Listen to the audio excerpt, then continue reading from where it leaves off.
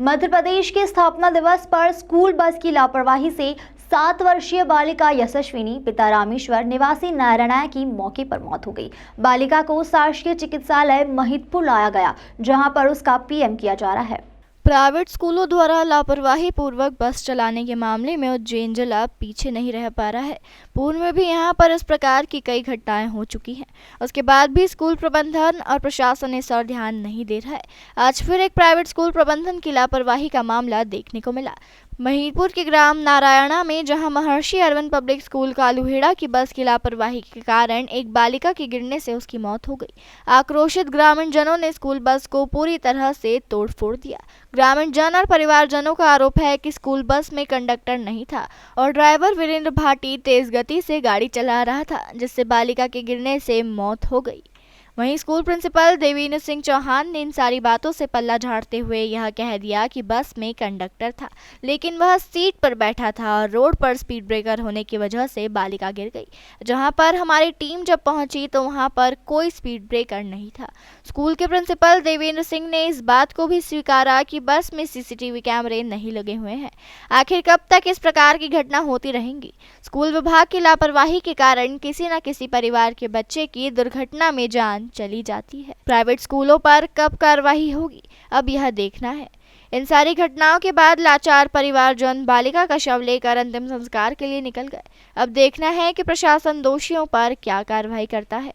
ये महर्षि Arvind public school Kaluheda की बस डेली बच्चों को लेने के लिए आती है नारायणा में।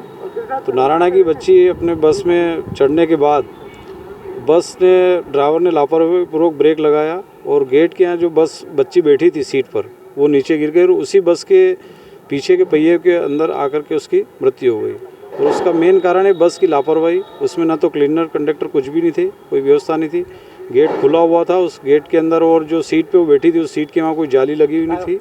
इसलिए पूरी तरह बस ड्राइवर और बस की लापरवाही और स्कूल प्रबंधन की लापरवाही के कारण ये हुआ। और वहाँ पर वो किसी प्रकार का कोई स्पीड ब्रेकर वगैरह नहीं था, इसके कारण उस बच्चे का डेथ हो गई।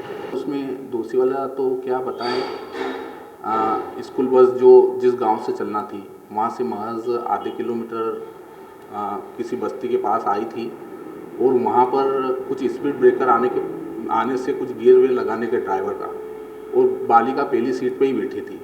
तो पहली सीट पे बैठने पे बस के अंदर कंडक्टर भी था, कंडक्टर भी उसके पास में बैठा था। अचानक बालिका गेट पे से गिरी और पीछे की साइड की पीछे मस्तिष्क में उसको लगी, तो उसका सिर फट जाने के कारण ऐसा मामला हुआ सर।